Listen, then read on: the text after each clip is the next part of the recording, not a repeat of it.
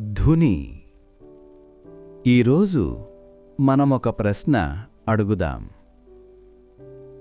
ధుని అగ్నిలో నిజంగా దహనమయ్యేది ఏమిటి?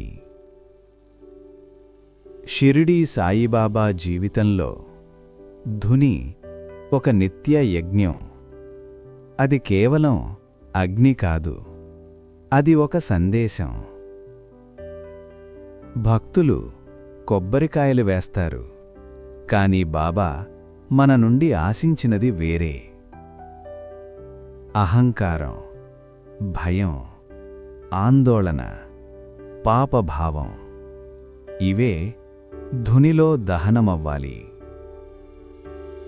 ఒక భక్తుడు ధుని ముందు నిలబడి ఇలా అన్నాడు, బాబా, ఈ కష్టాన్ని తీసుకోండి.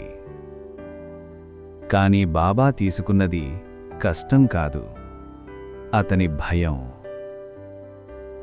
అప్పుడు అతనికి అర్థమైంది, ధుని సమస్యలను కాల్చదు, మన లోపలి బలహీనతలను కాలుస్తుంది. ధుని వెలుగు బయట కనిపిస్తుంది, కాని శుద్ధి లోపల జరుగుతుంది.